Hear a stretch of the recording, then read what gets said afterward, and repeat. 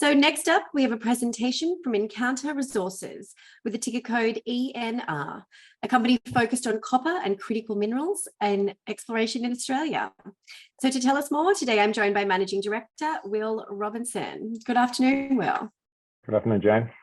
Let me bring up your presentation. Thank you. Oh, great. Well, thank you to all the Encounter shareholders who've tuned in this morning. And thank you also to all the people who've hung around to hear this story for the first time. Encounter Resources is a dedicated greenfield explorer. We've been listed for over a decade. We're convinced that Central Australia is going to host a series of new discoveries, and there's going to be a renaissance of exploration, and that's happening as we speak. We've been able to get this far with very strong support from a number of key institutional shareholders and corporate shareholders, including IGO, who own 7.2%, and Silver Lake Resources. We're well funded, and management still owns a bit over 13% with a lot of skin in the game. But the key to our success has probably been the team that we've been able to pull together. Peter Buick and John Ronski are two of the leaders in their field, and at the cutting edge of project generation, and that's been able to get us into some of the new belts, both Patterson, the Northern Territory, and the West Arunta, and establish very great positions early on. So this is our strategy and our business model. We move early on new data sets, apply new technologies wherever we can. We think you can move very quickly in new fields with the assistance of all the government data that's been provided over the last 5 to 10 years. We've managed to build an enormous project portfolio in the Northern Territory and Western Australia. We've brought on partners to help us fund some of that activity. We've got BHP, South32 and IGO, and South32 and IGO have just kicked off major drilling programs, and there will be about 10,000 metres of diamond drilling done by those two companies between now and the end of the field season in November. In complementing that, we've got a major portfolio of 100% owned projects. And today, if you just maybe slip over to the next slide, today I'll talk about predominantly the West Arunta at the Northern Territory, Western Australian border. It's an area that has seen an enormous amount of activity in the last 6 months, and absolutely no activity prior to a few years ago. So it's really is emerging as a new critical minerals province for Australia. And this is showing you our land holding. We're a major landholder in this district with almost 1,800 square kilometres. That slide from east to west, I think, is about 140 kilometres is our tenure. I'm showing a magnetic image there. In recent times, we've had our Husky Crane niobium rare earth carbonatite discoveries that we've announced over the last month. WA1, our neighbour, has made carbonatite discoveries at P2 and at Luni, and are drilling out a resource at Luni, which looks like a really interesting project. We're just getting started out in this belt. It's an extraordinary success rate early on to see the limited amount of drilling that's been done, and we've got established carbonatites in 3 different areas. So I'll just zoom in on that sort of Husky Crane area to tell you about.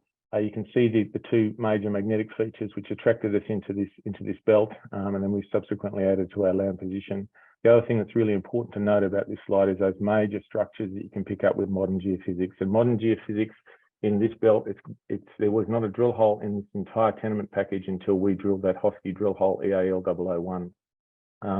But the application of modern geophysics, we think, can unlock this belt really quickly, and you can see the major structures and a series of features in both magnetics and gravity that are going to get tested over the coming years. So this is the history. Greenfield exploration takes time. We applied for the first grant out here in 2018, got granted in 2019. Newcrest was our partner for the first 2 years, advanced the project to, during that time, they withdrew, and we completed very large gravity and magnetic surveys across the belt, and a number of other studies to enhance the prospectivity of this region. We commenced a diamond drilling program in May this year. It was a 4-hole program that ended up with a 6-hole program, and that led to the discovery of a new carbonatite in an untested area. So this is the area at Husky and Crane where we've made this discovery of a carbonatite. It's over 3.5 kilometres long. It's open and thickening to the east. I think what's important here is The Husky anomaly was drilled to test a magnetic feature, which turned out to be a hydrothermal magnetite zone, which we'll be assaying shortly. But we drilled that hole on and into the Elephant Island fault. We intersected a 16-metre wide zone of niobium and rare earth bearing carbonatites. We were able to get a structural reading from that to say that it's heading east-west along that Elephant Island fault.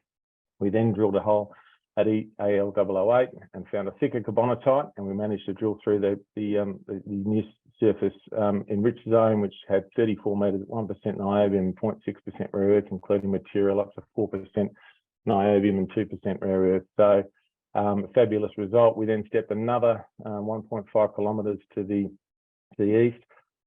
We came into that zone at about 67 metres, and we continued that hole right down to 350 metres and ended in the carbonatite. This is a major carbonatite system that we've discovered out here. We've got one hole only so far through the near surface enriched zone, so it's important to note that these are steep features. They're the carbonatites, they're capping the mantle, they're coming up these major structures that we can map in geophysics. Where they're coming near surface and weathering, that's when you can get really spectacular grades that we're seeing in this belt. And we've got one hole through that at the moment, and we're about to embark on a series of 100-metre deep holes to map out what the near surface enriched zone of this major carbonatite might look like. So this is what's coming up. I'm showing a gravity image here with the major structures stepping out from Crane there in the middle, where you can see that EAL007, which is that hole that ended all the way in carbonatite. We're going to continue that to the east and test the Hurley and Wild targets. They are density features sitting on major structures. I think what we've seen at Crane and at Looney and elsewhere is that there's the chance of success rate there has been increased significantly. We're going to be doing some drilling at the Green target north of Looney and some further drilling at Caird. So that's all part of a 8 to 10,000 metre, 80 to 100 hole program, about 100 metre deep holes, and that's looking at really trying to prioritise those targets. But what we've seen so far is we've drilled at 3 places, and we've got confirmed carbonatites at 2 on those major structures so far. And this is, this doesn't happen. We've been in this game for a long time, and to see this sort of success rate in a new region is extraordinary.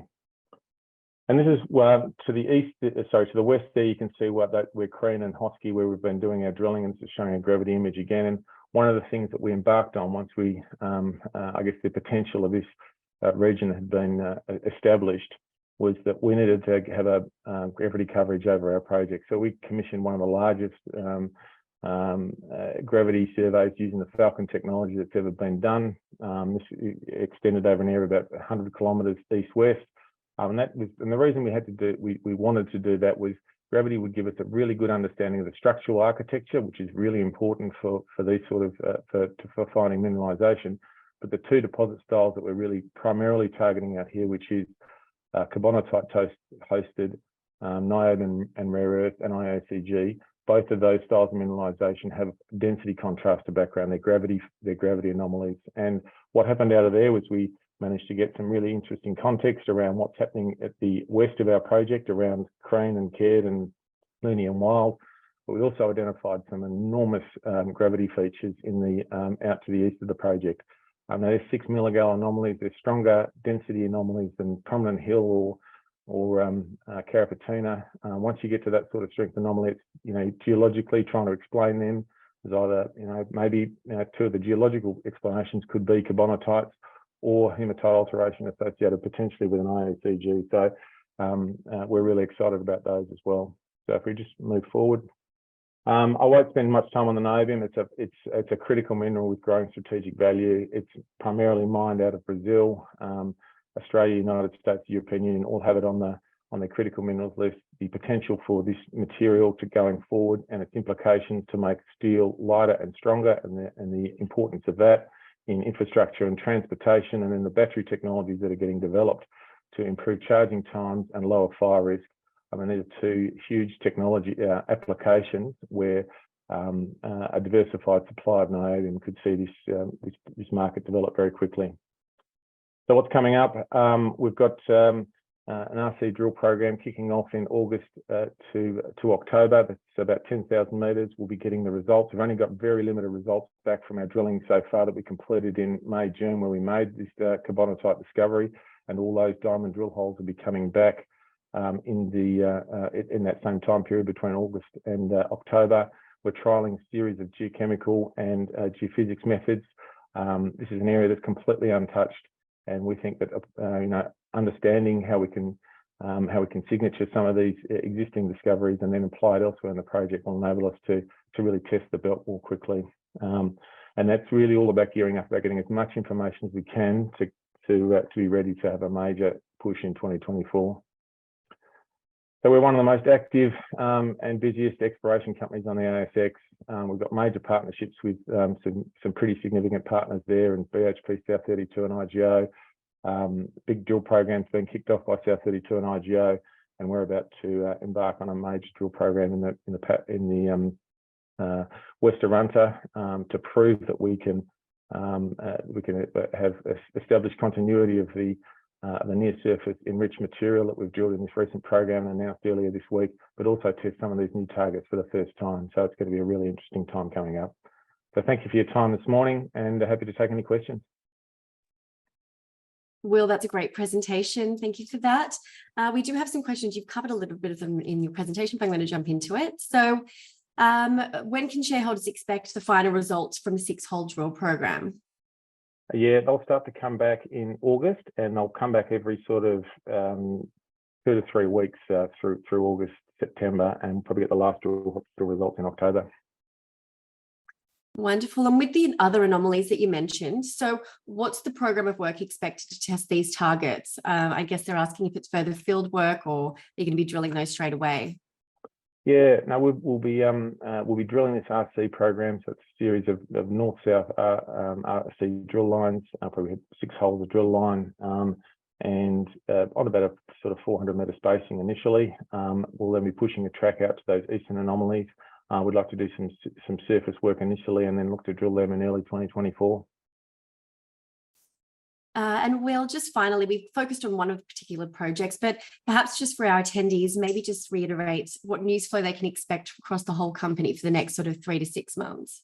Yeah, well, we've obviously got that news flow coming out of all the drilling we've just done, the activity that's about to kick off with our drilling at Aileron in the West Arunta. We've got our partners who are drilling these diamond drill holes in the Northern Territory with South32 and up in the Patterson with IGO. We also plan to drill our Sandover project. We got a government grant from the Northern Territory government to do some drilling there, $200,000, which will be one of the first holes drilled into this belt for about 50 years. That's a zone where there's outcropping copper that's been mapped for 20 kilometres. So we're pretty keen to get into that as well. And it's really been, we would have done more this year if it hadn't been so exciting in the West Arunta. Well, wonderful. Looks like you've got quite a fair bit of news flow coming up. So exciting times. Yep. Thanks, Jane.